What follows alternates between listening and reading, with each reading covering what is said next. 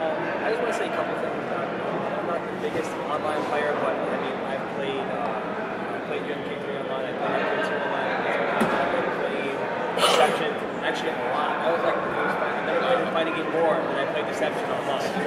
You me both, man. And for some reason, I just played that game a lot. I mean, I don't really play it anymore. That was the first one that had it built in. Yeah, so that, I want to try it. I played that online. Yeah. Like so the that first was like 2 weeks I owned it. Yeah.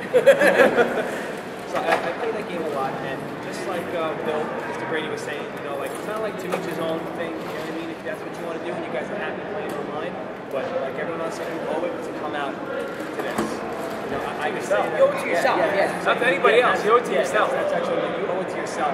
I think you're cheating yourself out if you don't come to these things. Like, I mean, I'm only 25, but I can tell you, I'm never gonna forget the stuff that I did playing in a tournament. I wouldn't know half of my closest friends and stuff like that. If it wasn't for me playing and starting at MK1 and Street Fighter 2, you know, I wouldn't have half the people in my life that are close, dear friends, thanks to things like this. I met all you guys through events. You know what I mean? 2006, 2005. So I mean, I think you owe it to yourself. We tried we in your world, now come to ours. I think it's important to remember too that so many of the players I see that we try to encourage to come to tournaments, they get very defensive about it. Like, why are you making me try to come into a tournament? And I think it's important to remember we're not trying to make you come to a tournament, but we know better than you do.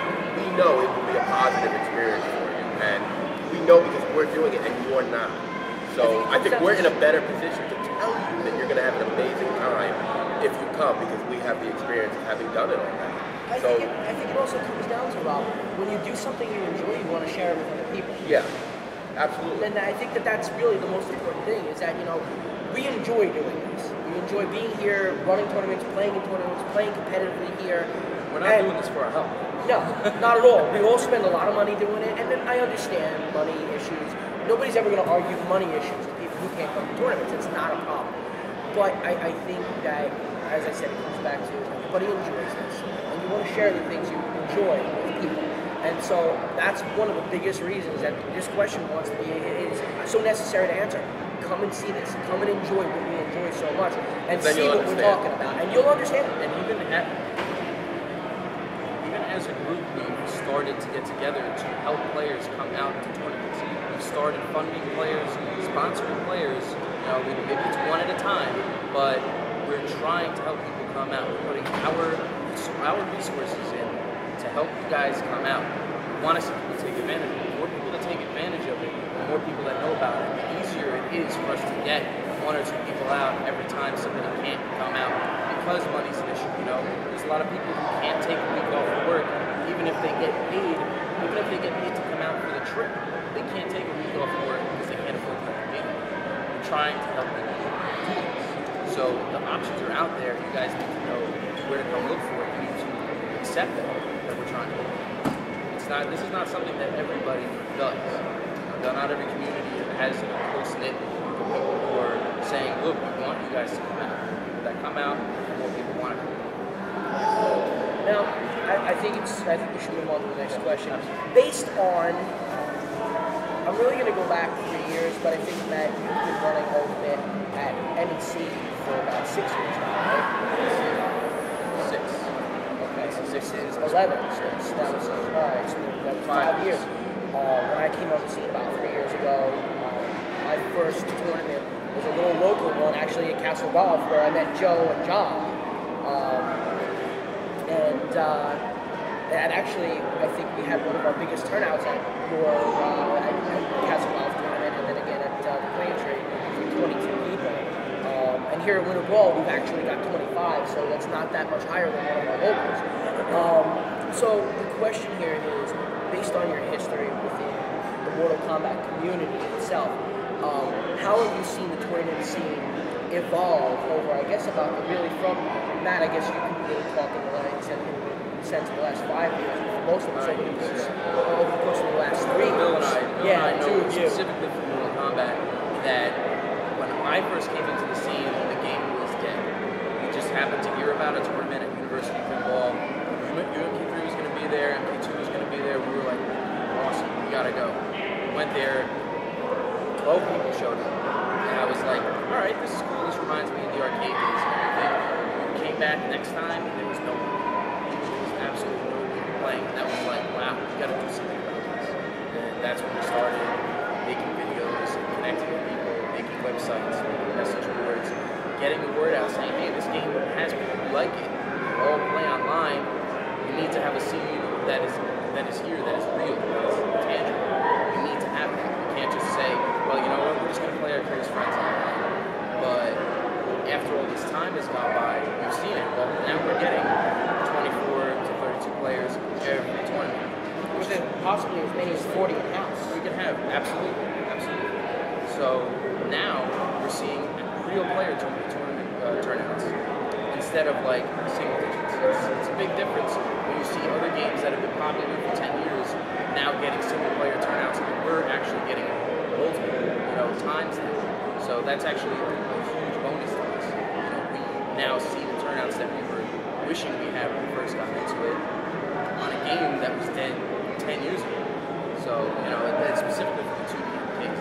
2D MKs, just now we're starting to get people who are actually saying, look, we gotta come out. We need a piece of this.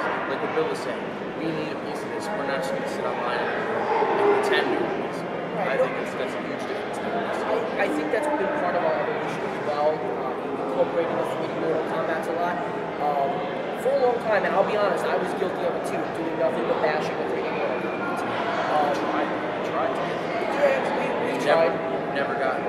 And I think it was partially through Bill's help as well, pushing MKBC to come to tournaments. We had a lot of people over the course of the last 3 years who remembered playing Ultimate Mortal Kombat 3 and said, you know what, hey, let's go play.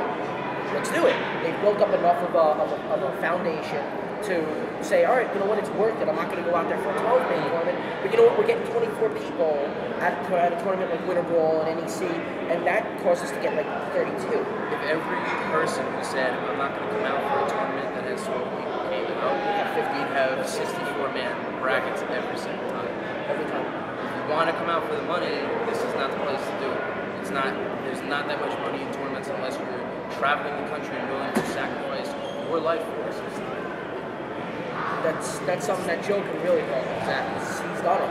He's traveled. Well, not necessarily travel for it, and travel for Street Fighter, right? But the same thing I went to. I was lucky. Japan, California, Texas, Georgia, all on my own dime. Trust me, it's like I said, the greatest experience of my life. To do these things for the sake of playing. But when it comes to Mortal Kombat, to me, the biggest turn, I don't need to even like 2 medal one, was the East Coast Throwdown too. Absolutely, we had it. Well, you guys, go ahead. I think that is such a huge part of the evolution of the tournament scene because Started there.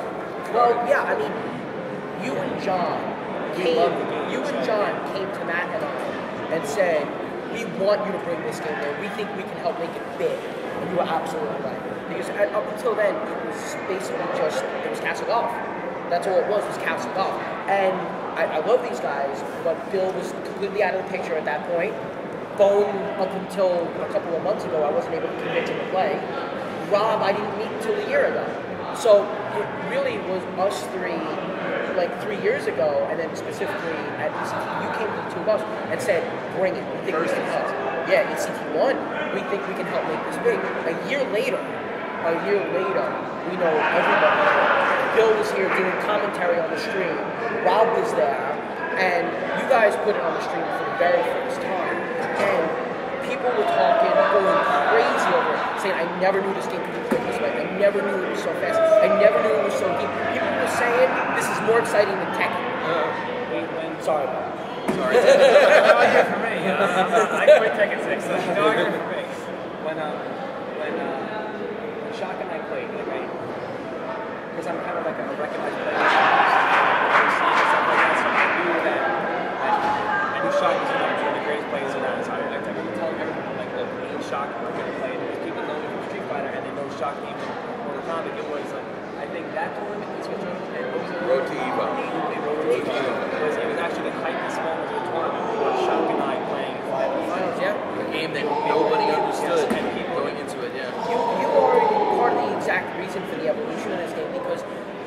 almost like you you bridge the gap between Mortal Kombat and Street Fighter because you play all of those, but a lot of your roots are playing Ultimate with summoning. So, exactly. Your roots are playing Mortal Kombat with summoning. So, you play all of these games now, and people know you and say, wait, Joe's playing Mortal Kombat? We gotta go see this. And I remember back in Castle Golf, Darren standing there going, get that money, Joe, get that money. And it was hysterical. They were all cheering for Joe. And it was really great because, you lost that tournament to Frankie.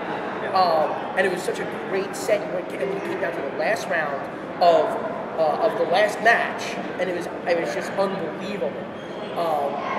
And it was so much fun. That's what encouraged me to go back and begin encouraging other people to start coming. And you contacted me. Yeah, I finally contacted Matt about it. He came out to one. Again, it was the two of you in grand finals. How many of those have I seen? Until we started getting the real players out there. Oh, now we're But the fact of the matter is that you bridge that gap, and people want to see you play because you're so well known. That now, in a way, a lot of the Mortal Kombat players have fed, in a way, kind of off your fame, where people have gotten known even more. Like, oh, wait, is that the guy Joe played? Yeah, it is. Yeah. It is. These are the people who've been involved. And that's the way the scene has begun evolving. And that's how 3D Mortal Kombat began coming in, because they wanted to see and be part of the Ultimate Mortal Kombat 3 scene. And they said, well, you know what, can we bring our game? Well, of course. That's the way every tournament works. That's the way every tournament works. Can we bring your game? Of course, if you want to bring it, bring it. For me, it was more like